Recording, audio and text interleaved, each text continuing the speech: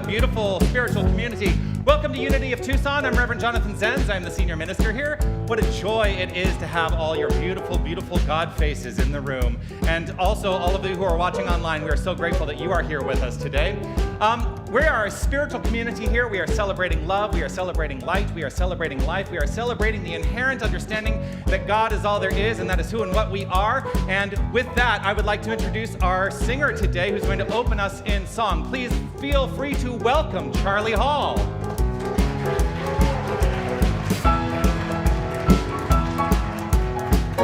Thank you so much.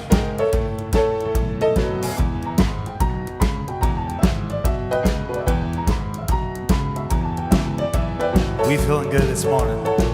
So good. Hey, hey, hey everybody, let's have some fun. You only live once, but when you're dead, you're done. So let them good times roll. Just let them good times roll. I don't care if you're young or old. Come on, let them good times roll. That's right. Come on now. Don't sit there mumbling, talking trash. You want to have a ball, you don't have to spend no cash. And let them good times roll. Hey, just let them good times roll. I don't care if you're young or old. Come on, let them good times roll.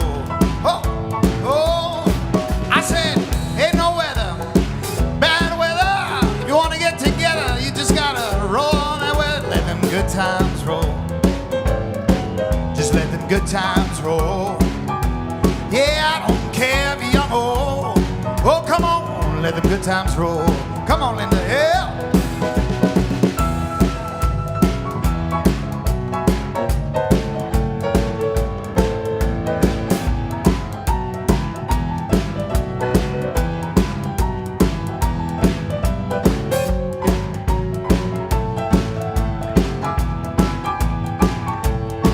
I said, hey, everybody, tell everybody that Unity's in town.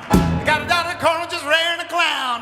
Don't let no person play them cheap. They got a 50 cents or more than they are gonna keep. And let them good times roll. Just let them good times roll. That's right, yeah.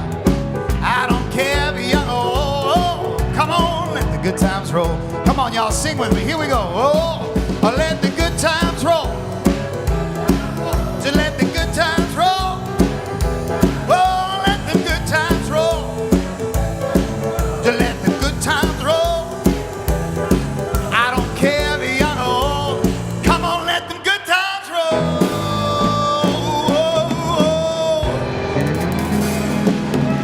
Welcome, everyone. Welcome. Thank you so much. Charlie Hall! Oh, great way to get the morning started, don't you think? Welcome to another beautiful, beautiful Sunday, beautiful humans. We are a high-energy spiritual community here. Can you tell?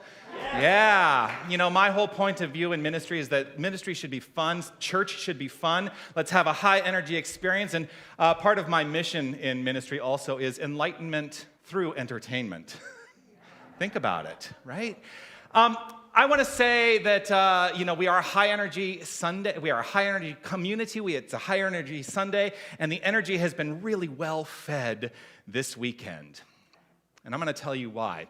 As we begin today, I would love for you all to welcome some very special guests who were here with us this whole weekend. Unity of Tucson played host this weekend to the Southwest Region YOU Rally. Yes. And I got to be a part of it, and I'm so grateful that I got to be a part of it. But they are here today. The youth of Unity are here today, and I would love to invite them up on stage because they have something special to share with us. Here they come.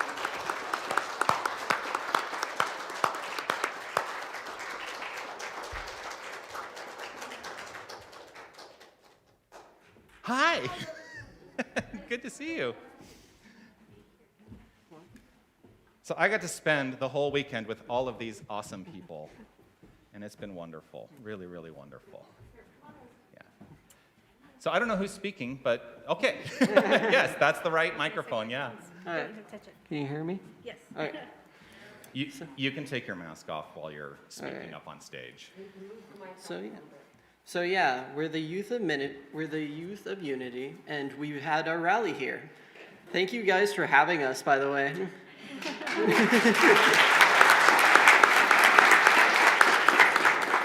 It was for our fall rally, and the theme of the rally was growing with change. And most of our lessons was about change, like the fear of change and like how to get past it, some tools for dealing with trauma, and not to hold in your emotions, not to stuff your emotions into a jar, and like lessons around that. And I really just wanted to like thank you for letting us be here, and we all wanted to bless your church. So.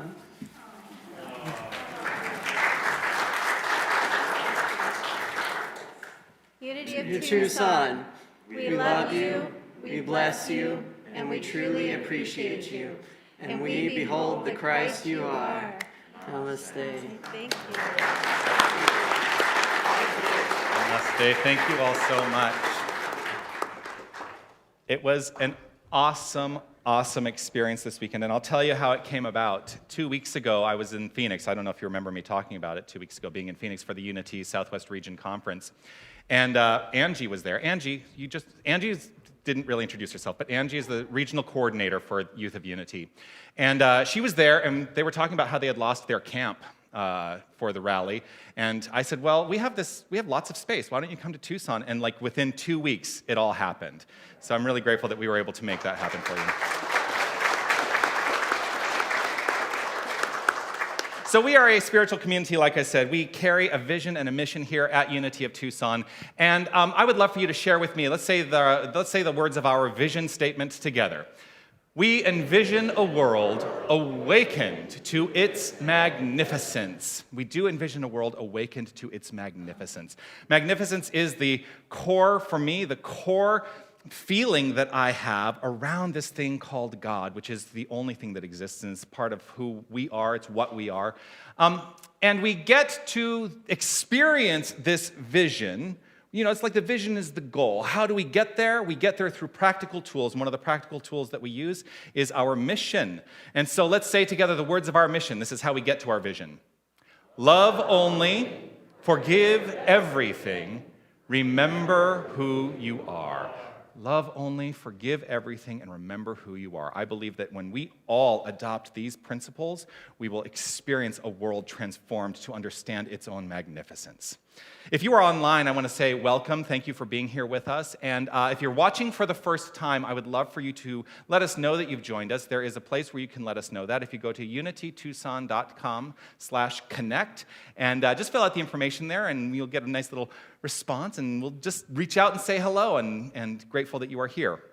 If you are here in the room for the very first time today, we have a gift for you, and we would love to, if you feel comfortable identifying yourself, please feel free to stand up so that we can give you a little bit of love, we can give you a physical gift, and we can enjoy. Yes, hello, welcome, grateful to have you here,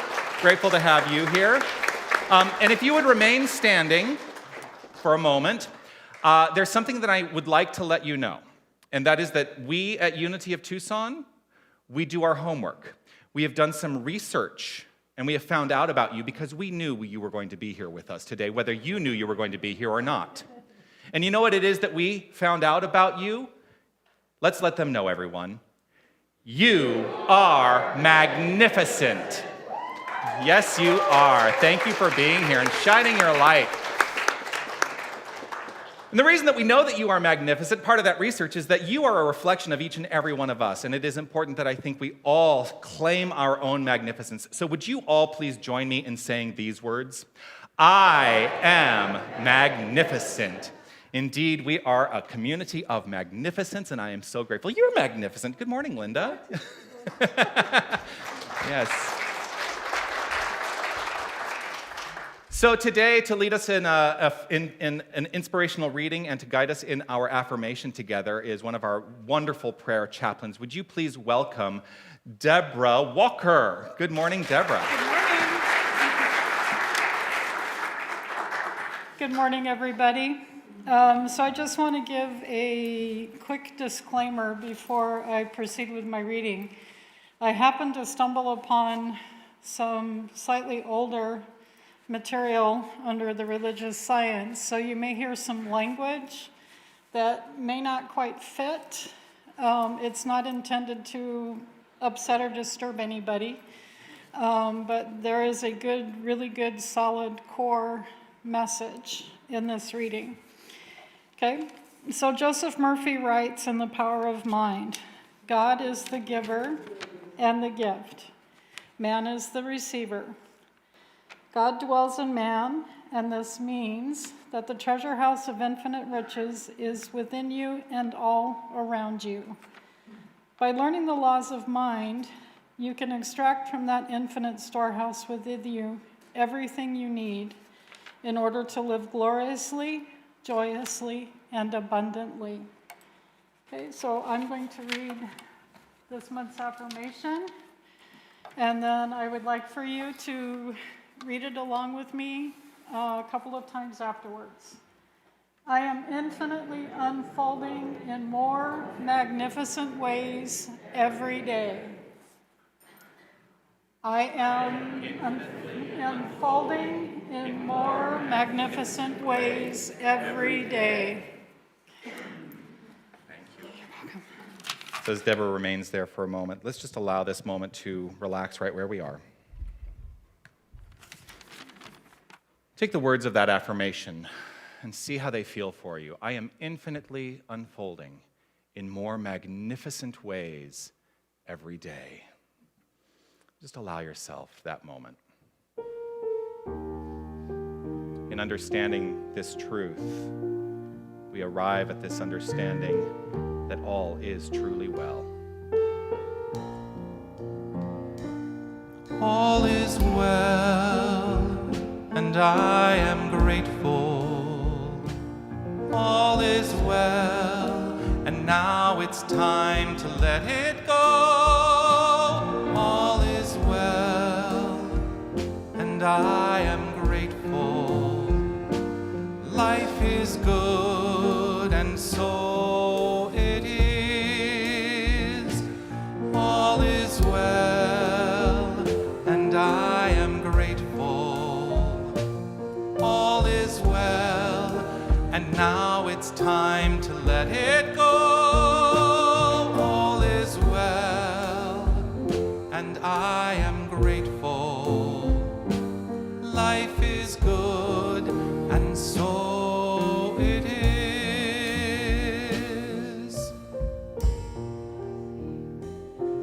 Grace of the one power, one presence. God is within us and all around us. We are never separate from Source. All of our needs are met.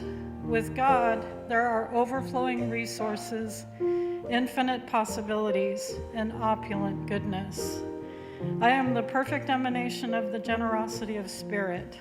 I actively participate in the divine flow. I am wealthy in my divine inheritance. With complete faith, trust, and allowing, I let it be so. And so it is. Amen. All is well, and I am grateful. All is well, and now it's time to let it go. All is well, and I am grateful. Life is good, and so it is. Life is good, and so it is.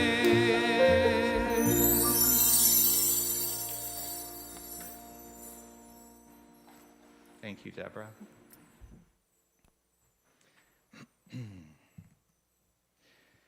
Each week, we have a ceremony, a ritual that we've adopted here called Lighting the Flames of Faith. Come on up. Lighting the Flames of Faith is an acknowledgement that all the faith traditions, all religious practices, all spiritual paths are rooted in a divine golden thread. And I hold in my own heart that that divine golden thread is a thread of love. And so we honor each of the traditions here at Unity of Tucson through this ritual. For each candle that we light, we are understanding that truth. And so we light a candle for the Tao, honoring the universal path of harmony and equilibrium. the natural way. We light a candle for the shamanic traditions, honoring the beliefs and practices of all indigenous people, the way of primal spirituality. We light a candle for Hinduism, honoring the path of knowledge, action, and devotion.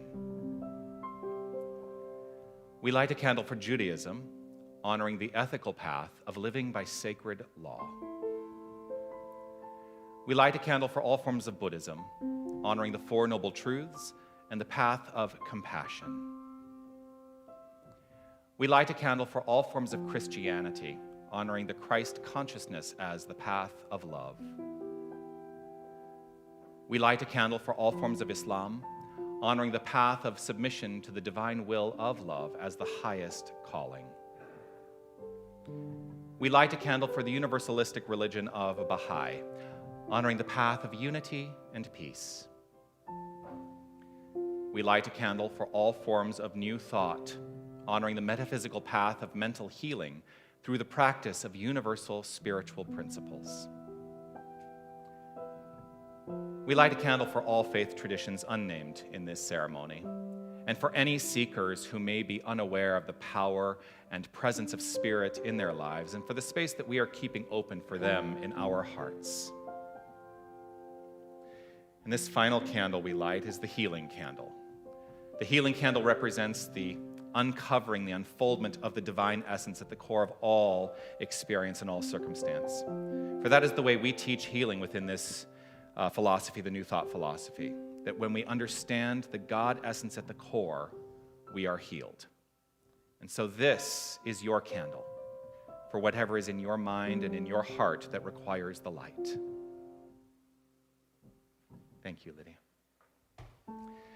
The candle here on your left is our peace candle.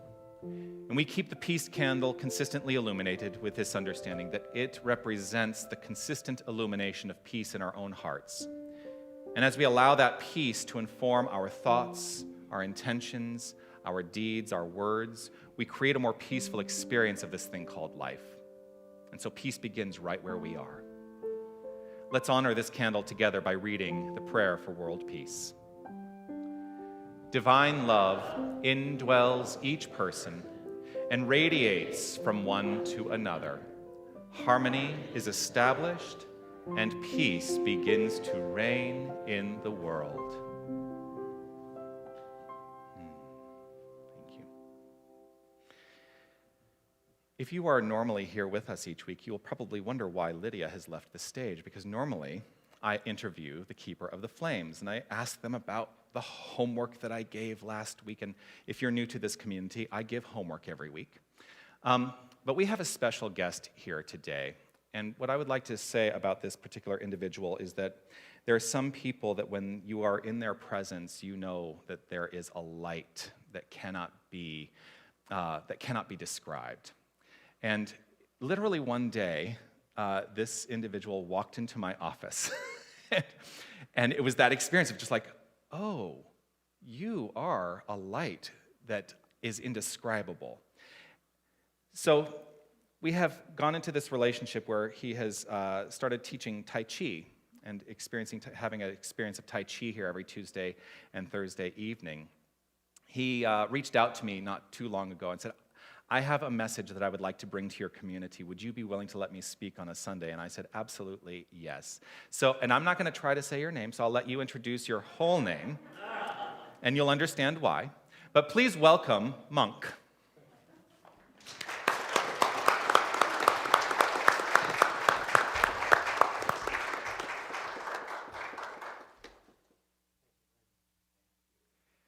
Hey, everybody. Thanks for having me in this community. I've really been enjoying it. My times in the Tuesday, Thursday class, and the grounds, and of course, the Reverend and all of you. My name is Monk Yunro, which means soft cloud. When I was ordained years ago in China by the Chinese government, which is not something, sadly, that could happen anymore. I was hoping for, titanium fist or, inspired, lightning or something, and I got soft cloud, and my abbot saw my expression when he gave me this name. He said, no, it's a very good Taoist name.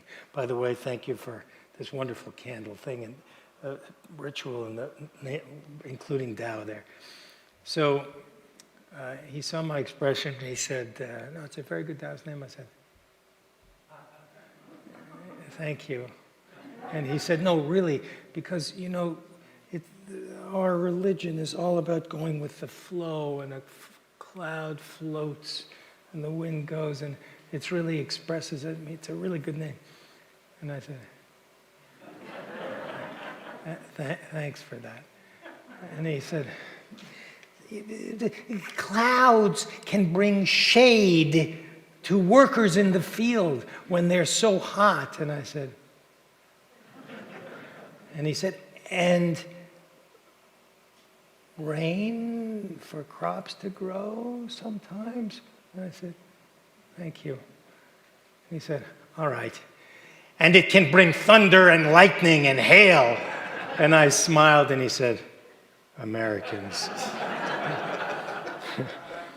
So I've been thinking about this beautiful creed, and one of the sentences there is know who you are. And I think maybe to give a little more substance to why what I do here at the church might be of interest to all of you, regardless of your age or condition, would be to tell you just a slight bit about my own path. And I'm going to start with Starbucks. So some years ago, right before Christmas, I was on my way to teach a class outside in the park in Florida. And I forgot my little thermos of tea. And during the class, sometimes I'm there, most of the day. I like to sip some tea. So I pulled into a Starbucks, which is not something I often do, but sometimes. And I'm in a drive-through line. And the cars are bumper to bumper. And when my turn comes to, get close to the microphone and tell the barista what I want, I say, I would like this tea. And she answers me, and I realize that she's a girl from England, and I've talked to her before, and I remember by her accent. When I finish ordering my tea, she says it'll be this shows how long ago this was, but $1.85 or something. And I say thank you, and then the cars in front of me have not yet moved, so I can't move either. I'm just sitting there waiting. Behind me is a big SUV, and a guy sticks his head out and goes, "Move up, you idiot!"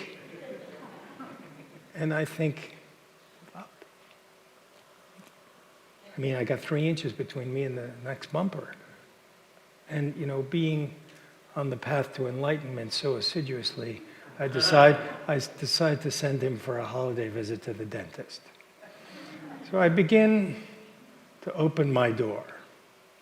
And as I do, I look in my side mirror, and I see that his face is florid and furious. And in looking at his face, I see my own. And sad to report, I look just like he does. And this gives me pause. So I close the door. And I think, wow, whatever that is has communicated itself to me.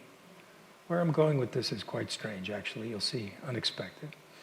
So when I get to the line, to the payment window, get my tea and pay, I say, I'd like to buy the coffee for the guy behind me. And the young girl says, "But he's an arse. I've heard everything he said. And why would you do that?" And I said, "Well, we don't know. Maybe he just lost his job. Maybe his wife left him. Maybe he found out his kid is sick, or his parent has cancer or something." I said, just buy him his coffee. She says, "Well, the problem is he's not just buying coffee, he's buying breakfast for his entire office. It's $140. And I said, well, that is a problem because, as is so often the case for a monk, there's a lone 10 in my wallet. So I take out my credit card and I say, do it anyway. She said, really? I said, do it quickly before I change my mind. So she does that, and I drive away.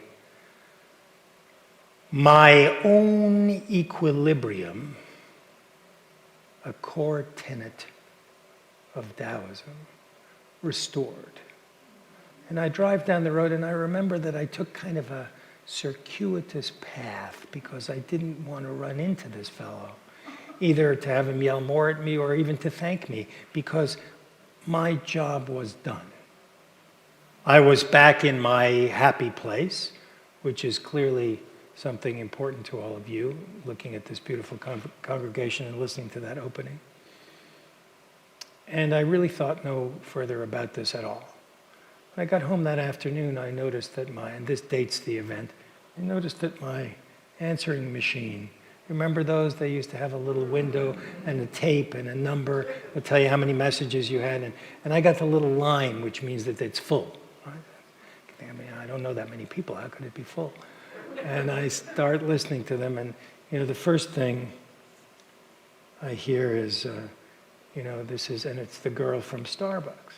She says, would you please call us? And gives me the number. And being an apostate Jew from New York, my first thought is, credit card was no good. Then I think, well, but actually I used a cash card, so it was okay. I think, I keep listening, and the messages keep coming from Starbucks until I get the manager of Starbucks calling. And I'm just completely confused by this until I get an NBC News reporter. So-and-so from NBC News, NBC or ABC. I'd like to talk to you. I'd like to come to your house. And I'm thinking, no story. And as I'm listening, my phone rings and it's the reporter. He says, you're there. I'm coming to your house. I said, no, please don't come to my house. You're not coming to my house. I'm not going to talk to you about it. I said, what is this about? He says, well, you're the one who was at Starbucks. And I said, listen, if this is a holiday story about philanthropy, call Bill Gates. This is a non-story. There's nothing. I just bought a guy a cup of coffee. He says, you didn't buy him coffee, you bought the I said, okay, I bought breakfast, but it's still a non-story. He said, no. What you don't understand is that after you did that, he did it for the person behind him, who did it for the person behind him. That was 8 a.m., it's now 3 p.m., and it's still going on. So I said, that is interesting. I was thinking about, the power of a small act. And I was thinking about you drop a stone into a pond and the ripples go out and you can't control how big they are or where they go or what they will affect. And this is another core idea in my religion, my philosophy, is that, we work on us with the intention of benefiting the world. So I go to the Starbucks and I meet with the reporter and they do a story, there's a van there and cameras and that. And I tell him this, I said, look, think of this as, and I made this up, on the spot, sort of interpreting the scripture for him in a way that I thought would work on TV. I said, you got 3 doors. Door number 1, he honks, he calls me an idiot, I get out of the car, I punch him, I go to jail, I look at my son through thick glass for Christmas, force against force. Door number 2, I get out and I go up to him and I say at his window, you're right. I'm an idiot. Can I spit shine your hubcaps for you? Can I clean your windshield? Right? And this is the path of submission, but not the kind of submission we like here. Door number 3 is a unique and creative solution to a conflict or problem, which is defined only as being not number 1, and not number 2. Everything else is fair game, right? That's how you know you got 3, is because it's not 1 and not 2. So anyway, this story, I finish with him in a few minutes, and I go home, and I subsequently find out that this story has gone on to national news. And it's gone all over the internet, and it's gotten a zillion hits, and so on. But maybe more interesting than that is that it started this whole pay it forward thing, which ended up being a Hollywood movie. So I didn't realize that I was the father of Pay It Forward until some time later. So how did I come to understand things this way? And I want to just tell you for a moment how, just a tiny bit about that path. My childhood, I'm sure, was a real joy to my parents. Because we've been talking about seekers here, and the Reverend mentioned seeking. I think I was just born with a seeking gene. And maybe had I not been the child of Holocaust survivors, and had I been brought up in a more positive, light-filled community than I was, I might have been a rabbi, hard to say. But the singular thing about my childhood was not the lack of religious Judaism in my home, but rather that my dad was an enormously famous and powerful person. And he was a physician who took care of the people who ran the world. And there was a steady stream through our Manhattan apartment of luminaries of all sorts, kings and princes and captains of industry and Hollywood stars and various types of moguls and artists and writers. And what I got to see firsthand was that the thing that we are taught in our culture about money and celebrity, fame, power, beauty, all of those things being the path or the key to happiness, was simply not true. Because these people were none of that. They had it all, but many of them really had nothing. Now, of course, there were exceptions. There were some wonderful people in that. But, the level of celebrity and this kind of thing that I'm talking about is that, when I tried to go to a rock concert because my girlfriend really wanted to go, and I ran down to Madison Square Garden to get tickets, they were sold out in the first 10 minutes, and I came home chagrined, and I told my dad about it. And, the night of the concert, Paul McCartney appeared at our apartment to give me his tickets. I'm just trying to give you an idea of, the level of this experience and its attendant insight, right? And so my mom was a student of the Jewish philosopher Martin Buber, and we had a nice library of world religions in the house, and I read widely, and I found that the Asian philosophies that I read seemed to strike a chord with me. Maybe it was just their exoticity, to a child. Maybe it was the fact that I had absolutely no idea what they were talking about, but somehow sensed that there was something for me there. And that began a 40-odd year path, which leads me here today. So, in Taoism, in order to achieve an open mind, we don't use the word enlightened, that's a Buddhist term. Could be used in other faiths, but we have different language for it. But essentially it's being awake and aware of the interconnectedness of everything, which is the key to so many things we've been hearing today. It's the source of love. It has its own source, of course. It's a source of compassion, frugality, and humility. These are some key treasures in Taoism. But in order to achieve that kind of mind, we have to have a strong body. We have to be physically well. And we have to cultivate that kind of wellness through practice, physical practice, meditation, and so on. Some of you may have heard of some Taoist practices. Tai Chi is one, Qigong is another one, meditation, of course.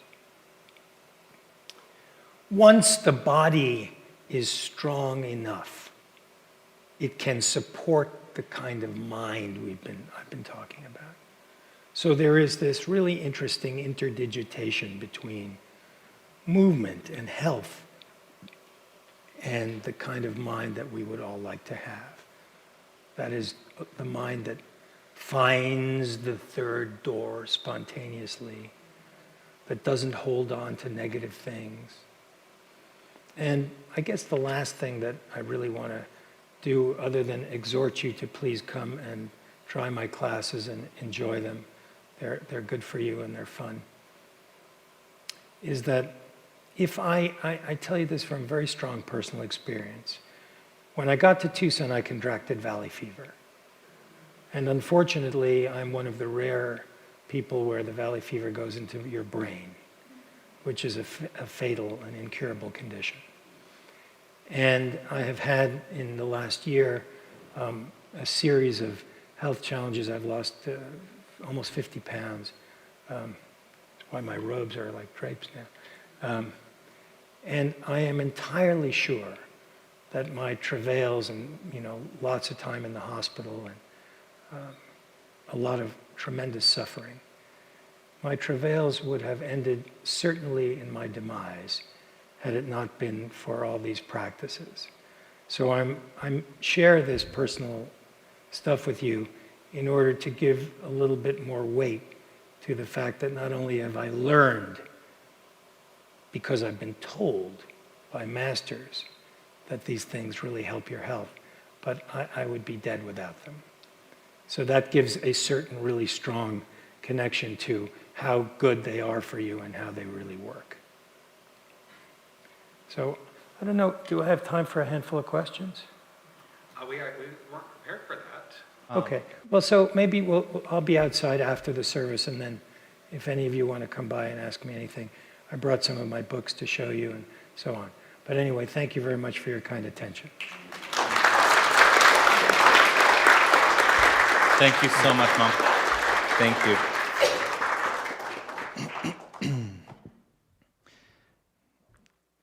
I have a deep desire to know more and to be exposed to more, and I'm so grateful for having Monk here and for your inspired wisdom. Thank you. Really, really appreciate you.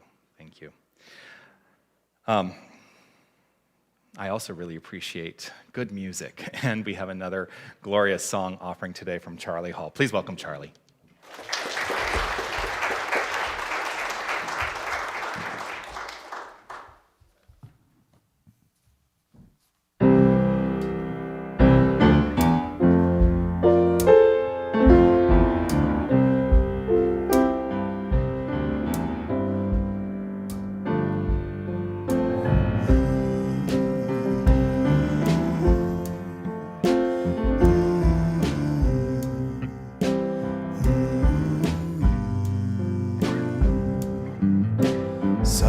Sometimes in our lives, we all have pain, we all have sorrow,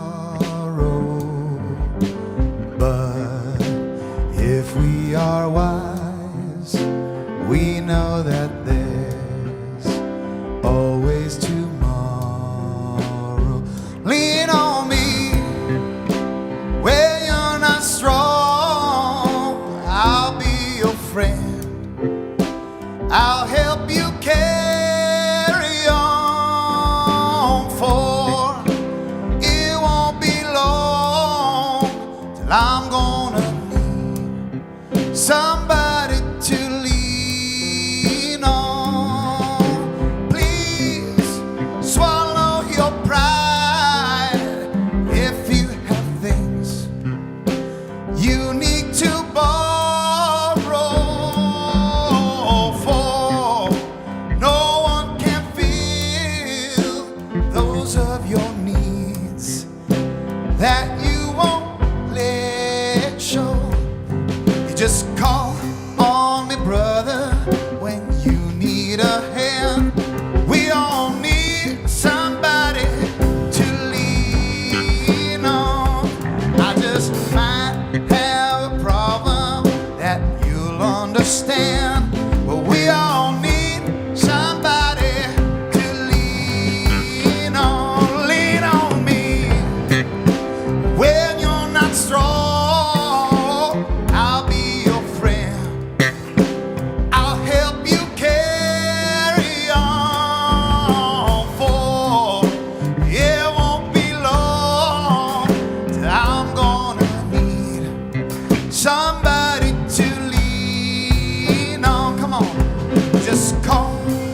me, brother, when you need a hand. We all need somebody to lean on. I just might have a problem that you don't understand.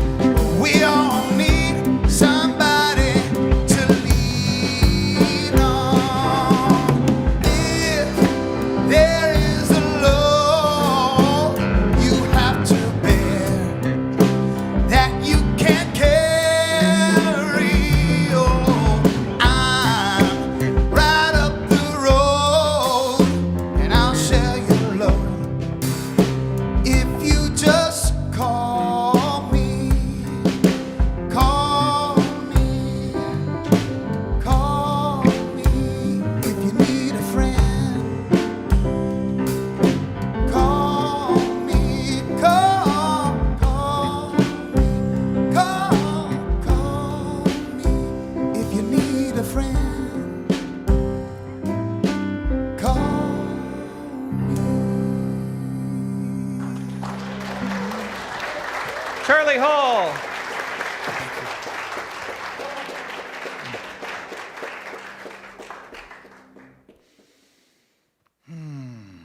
I don't really know what I have to offer to add to today because I feel so full already. And I feel very emotional. I don't know why.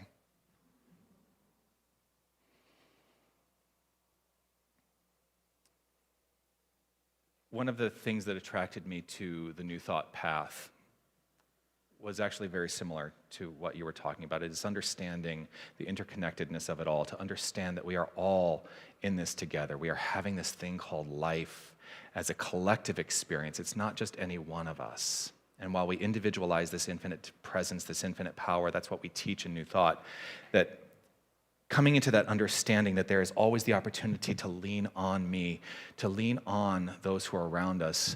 And if we have a willingness to really show up as that in our own lives, we're going to make this world a better place. This is how we awaken humanity to its magnificence. I fully believe this.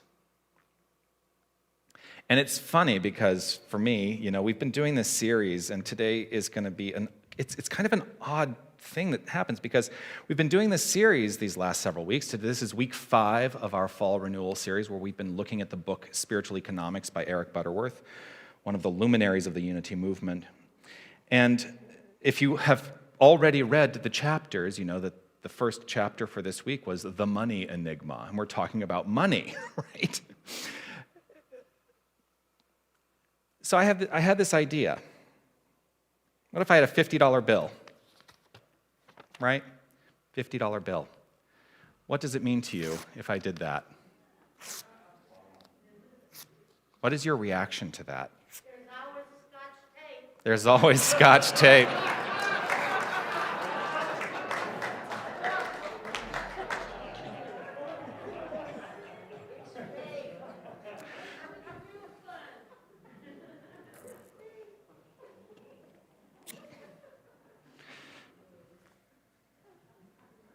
I'll vacuum later.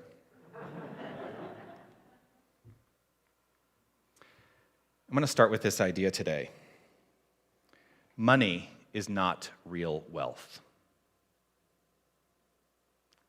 Rather, the physical form we call money is a device for measuring wealth. It is a reflection and a decision of our consciousness. And that's really what we've been talking about these last several weeks. It's all consciousness. It's all consciousness. We have made the experience of the physical form indispensable in our world so far. I think we can turn that around. And many people, I think, approach this idea that money, there are many people who approach money with negative consciousness, that money is somehow bad. Have you ever heard things like, money is the root of all evil? Money makes us greedy. Money won't make you happy. Try me. Just kidding. Or one of my favorites, we need to save it, we need to put our money away, and we need to save it for a rainy day. And here's the problem with what these seemingly high-minded statements, there's a problem with these seemingly high-minded statements, is that they disrespect the understanding of the consciousness of our own value. Because we attract into our experience that which we are equal to. And so if we understand our value, then we will have no need to think that money as a physical thing is necessary to the glory of our experience of life. Now, these statements, money is the root of all evil, money makes us greedy, money won't make you happy, money should be saved for a rainy day, they are true. They are true if you believe them. If that's your decision in belief, they become absolutely true. They become the expression and experience of your life. Now, most weeks during this exploration of spiritual economics, I have not really focused on money so much because, I'm trying to remind us all that wealth is an expression of all creation. And it's true. Creation is the effect of some cause. So this is true of money. Eric Butterworth wrote this: money is an enabling symbol. It is a tangible representation of an intangible universal substance, right? So I can get on board with this, but this is not the only thing I'm going to be on board with. This is not the only thing I'm going to be on board with. Because I think it's also important that we understand, and we should not fear this idea either, but we shouldn't diminish this idea. Because any place where we diminish the form, it may be because we are forgetting the source of the form. So money is a form, an enabling symbol, but the source of that form is an intangible universal substance. Everything that shows up in our life is the tangible born from the intangible. All form, all of it, 100% of everything physical that exists in our world is the result of an intangible, universal substance, and it is our personal activity in mind that makes it tangible in our experience. So we could just as easily say health is an enabling symbol. It is a tangible representation of an intangible, universal substance. Or relationships are an enabling symbol. They are a tangible representation of an intangible, universal substance. We can essentially apply this principle to everything in the circumstantial world, in the world of experience. And I think it's important that we deepen into this more wholly, more wholeheartedly. I don't know who said it. I tried to look up an attribution to this, and I'm sure pretty much everyone in this room will have heard this idea before. I do know that Raymond Charles Barker wrote a book, and he gave it this title, Money is God in Action. Y'all heard that before? Yeah.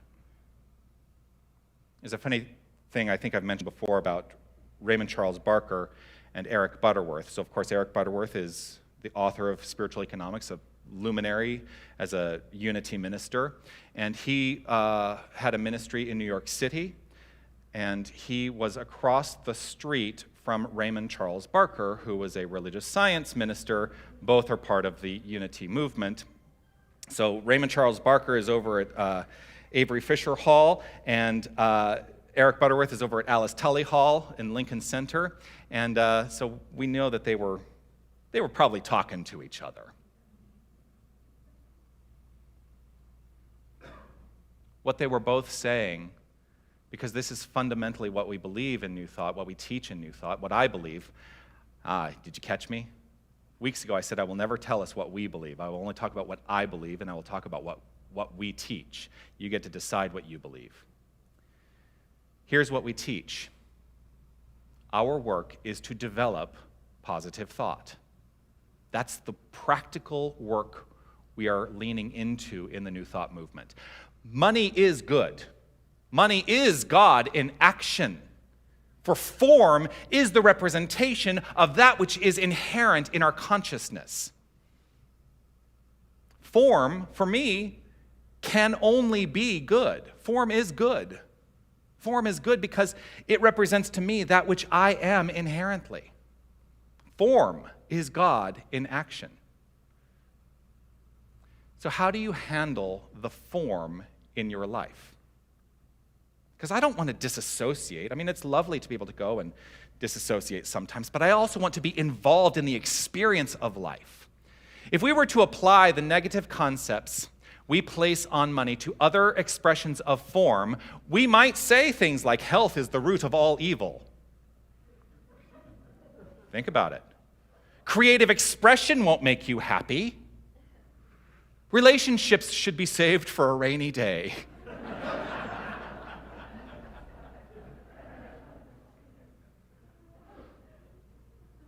So let's open up to the idea. Let us open up to the idea that form is good. Form is good. And let's replace, for some of these things that are in spiritual economics, the word money with just the word form. Form is an extension of the person who uses it. Your thoughts and feelings color it. If you think positively and creatively about form, you actually multiply its effectiveness. So if you are looking to create better experiences in the expression of your life, it is not about trying to go out there and change the expression of your life. It is about coming into alignment because your thoughts and your feelings color the underlying belief that exists. So when thought and belief and feeling are all coalescing in the inner life, we get to address the quality of our experience. A way to multiply the effectiveness of form for me is the activity of giving, and there are no mistakes. Talking about, being the point where paying it forward was created, there are no mistakes. For me, the activity of giving is a way to effectively guide myself into the expression of a more abundant life. Because it's not about obtaining so much. It's about knowing the truth of who I am and that I am never without. And so I can never outgive the universal. That's impossible. And we give in many ways. We give in many ways. We give of our time, we give of our talent, we give of our treasure. Giving is the inherent nature of this thing we call the divine, of this thing we call God. That's the word we use for it within our philosophy. And the thing itself, God, the divine, the inherent creative energy, is love itself. It is taught this way in all expression of new thought.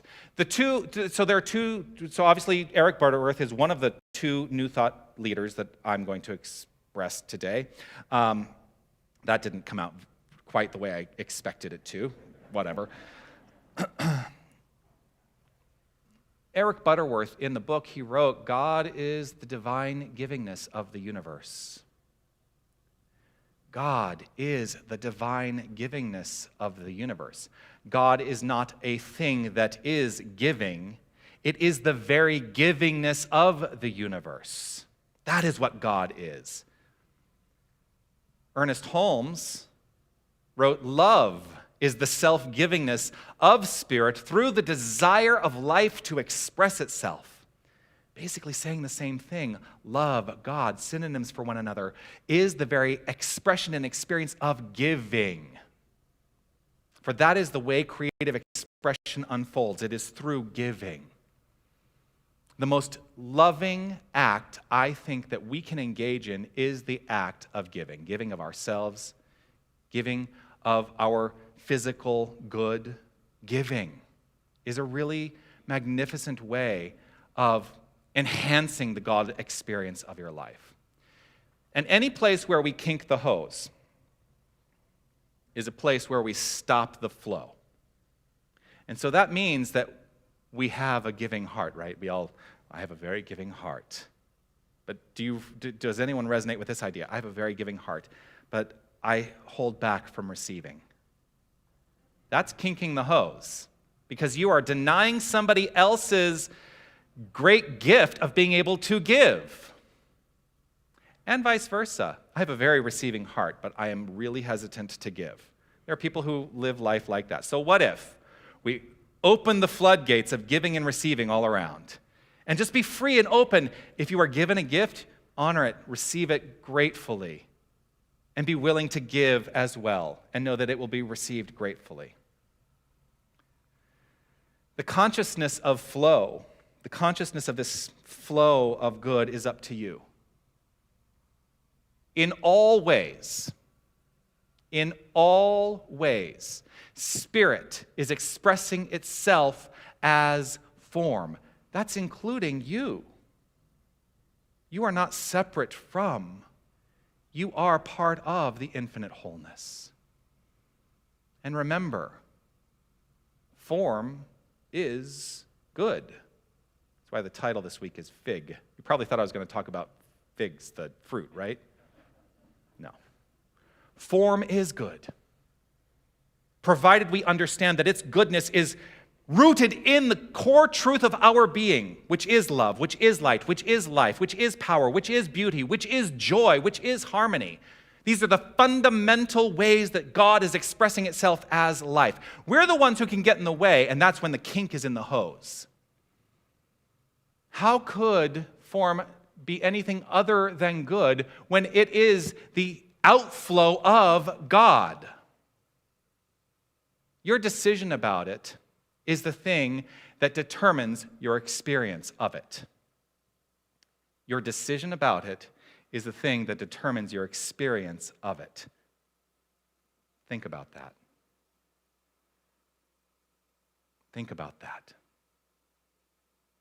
And if you're ready to truly enhance the expression and the experience of flow in your life, make new decisions. Make new decisions, because new decisions lead to new experiences. That's my message today, and I'm deeply grateful. Peace and blessings to you. You are magnificent.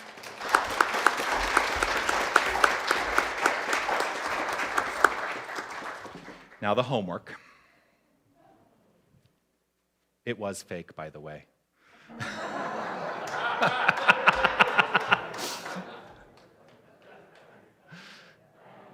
But it was a shock, wasn't it? In the moment you thought, he's really ripping up a $50 bill. But think about that. That's a consciousness. The thing itself doesn't mean anything. All right, the homework this week. This week, practice consciously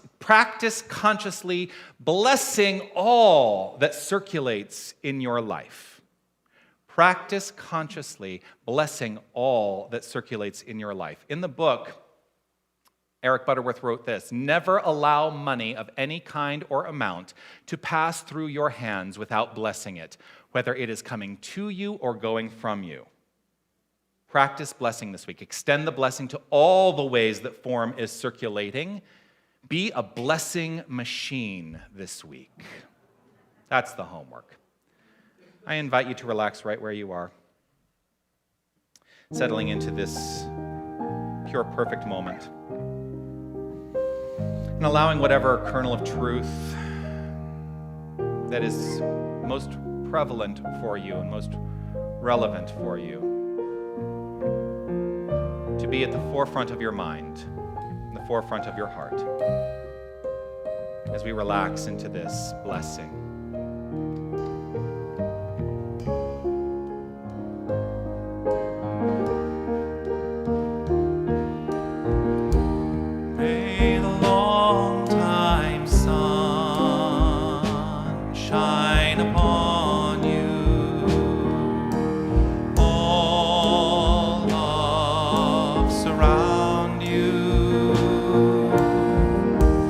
And the pure light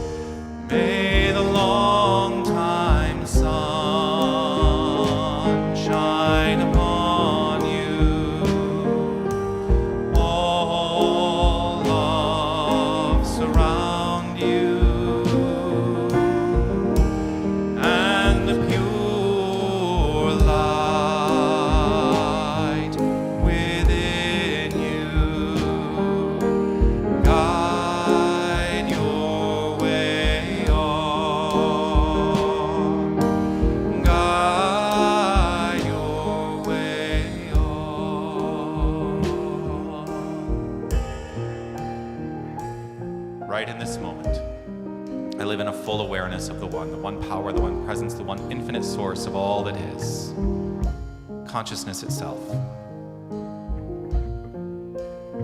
I am aware that this is the only thing that is, and that all form, all experience, all existence, all circumstance, all is form.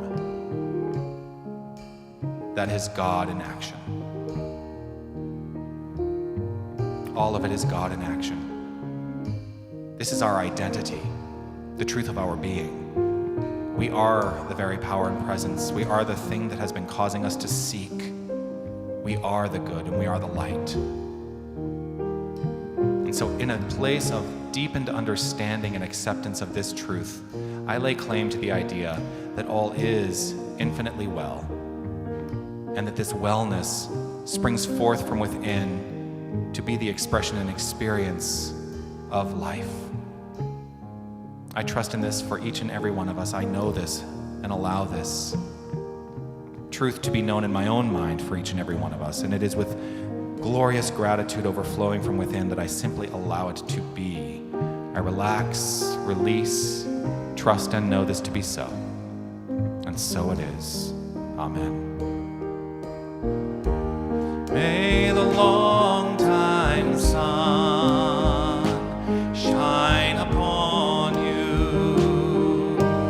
All love surround you, and the pure light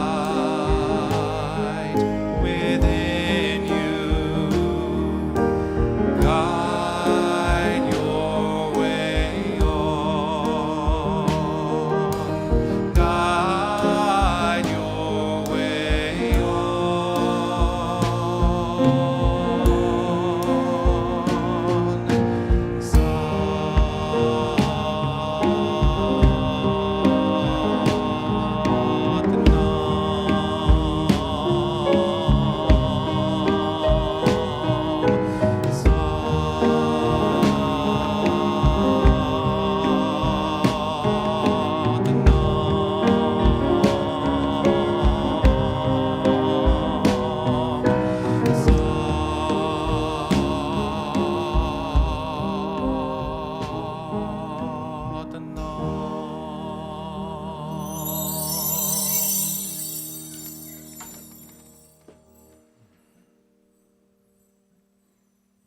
Thank you.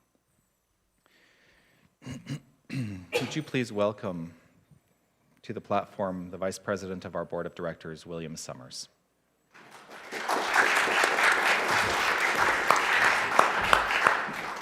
Oh, yes, I know, you like the handheld microphone, don't you? Thank you. So I came in all excited this morning. I had this neat idea of what I was going to get up here and say and do, and talking to Reverend Jonathan, and he completely changed what I'm going to do up here. As many of you know, I never have a prepared script up here, so I was very emotional today too. And the thing was, when Jonathan asked me to talk today about our giving, I was looking inside, and it's like, why do I give? You know, I don't give out of this, or you know, my wife out of her purse, or whatever. When I come in here and I see each and every one of you here this morning, and I don't always remember, all the names are growing so fast, it's hard for me to you know, remember everybody's name. But I want to assure you one thing: when you come in here, I see your heart. I see that love that you have in your heart. Now, sometimes I'm a little frazzled, sometimes you're a little frazzled. It doesn't make any difference. That love is still there. And I'm committed to creating more of that love in my life, and I assume that's the same thing that you want to create. So the reason that I give when I come here is because I want this inside of me to be the biggest expression that this world has ever seen. And so when it comes time for the basket to come around, I'm not giving from my wallet, I'm giving from my heart. Thank you. Thank you, William.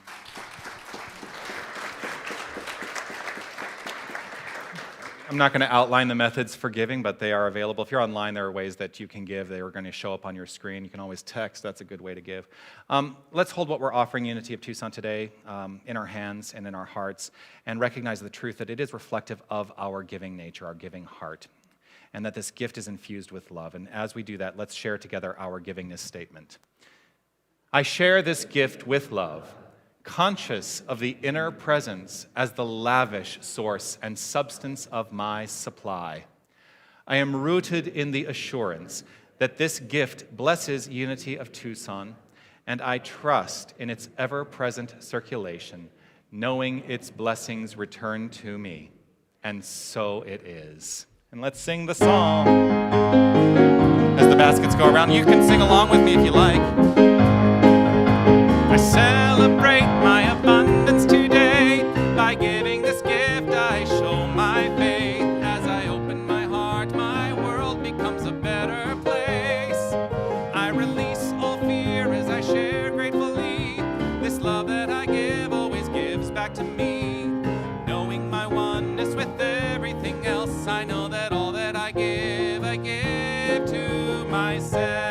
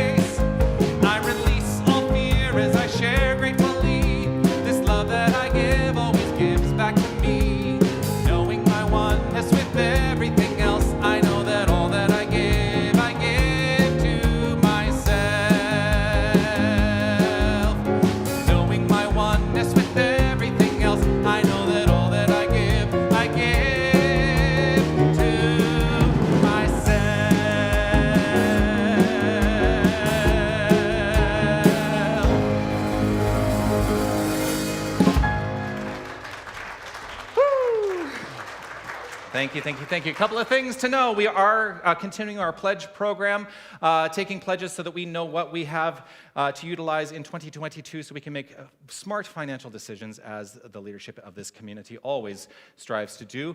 You can fill out a paper form, which are available in the lobby, or you can fill it out online at unitytucson.com/pledge program. Love your support of that. Look at that. Tai Chi with Monk. Every Tuesday and Thursday at 6:30 p.m. in room A. Would love to have you join with that. Also, Gentle Yoga with Lynn is Mondays at 9:30 a.m. in Harmony Hall. Our indoor community yard sale is next weekend, Friday and Saturday. Yay! We have now filled 2 rooms entirely. We are still collecting through Tuesday. If you would like to bring stuff, you can still bring stuff down. And just please by Tuesday, because that has to be organized and everything. Let all your friends know about our yard sale so that it is a huge success and supportive of all that we are doing. There are some cards. There are these little business cards which have the information about the yard sale and a map to our property, which you can grab in the lobby in the foyer. And you can hand them out to all your friends or leave them at coffee shops, at Starbucks, wherever you choose to go. Would love to have your support in that. If you're doing your holiday shopping online, as many people do, because it's that's the world we live in now, if you shop at Amazon.com, we would love for you to be part of the Amazon Smile program. Go to smile.amazon.com, register Unity of Tucson as your charity, and then just shop as you normally would. A portion of each sale is donated back to Unity at no additional cost to you. So we would love to have your support in that way. The 80 by 80 roof fund. 9 days left. We are looking to reach our goal of collecting $80,000 to fix the roof on our building, and I changed it. I'm not going to tell you how much we've collected. I'm going to tell you how much we have left to collect. We need $9,835 to reach our goal. So if you are willing and able and would love to support the roof, every denomination works. 5s, 10s, 20s, 100s. Are there $1,000 bills? There should be. We'd love to have your support with that. Today's prayer chaplains are Sue Crake and Lydia Eisenberger. If you would please raise your hands or stand up so that if you would like prayer support after the service, you can see Lydia or Sue following the service. And I'm going to invite the kids and Chris to come on up. Come on up. Last week when we were talking about what the kids were doing at youth church, I failed to introduce somebody, and that is our youth and family ministries manager, who has taken on the role after Rebecca left us. Chris Paxton has taken on that role. Grateful for her. And the thing that I would like to do is invite Chris to say a few words, because here's what we need.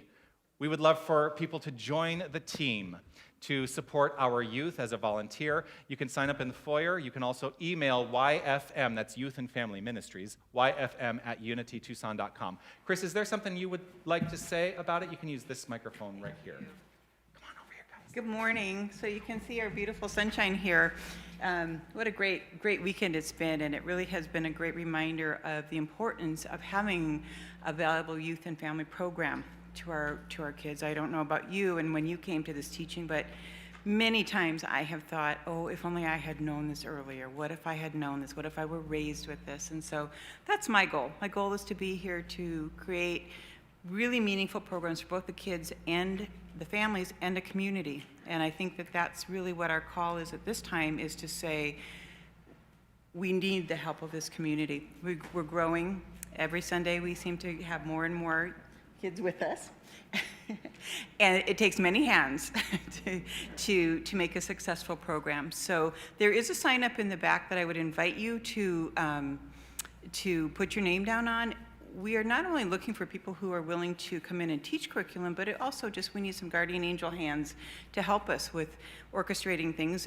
If you go over and take a look at what our classroom looks like today, you'll understand why it's important to have more than one set of hands over there, because these guys are busy and we want that, and we want to be able to have a really, really fun, rewarding experience for them. And if I think you join in with us over there, you will have the same. So you don't have to do anything other than be present and be filled with love to be part of our program. Glorious. Is someone sharing what you did today? Yes, you guys want to tell what we did today? Who's What did we do? Well, what did we do with the water? Oh. We made love in all the water we had. We made love inside of the water. You put love inside the water? How wonderful is that? So this is part of our fundraising for our contribution to the yard sale. We have filled our water bottles with love, God's love, because God is only love, and we'll be selling those as a fundraiser at our yard program. And we have created some beautiful posters to go along with it. Can you show your posters? Got to open them up. Can I help you there?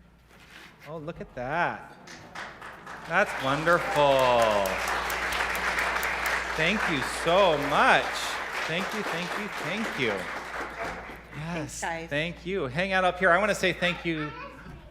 You made that one? Yeah. Good to know. I want to say thank you. Yes. I want to say thank you to our technical crew, Wally and Don and Greg, for all your technical and expertise and the support that you offer so we can be heard both in the room and out in the world online. Grateful for you. Thank you so much.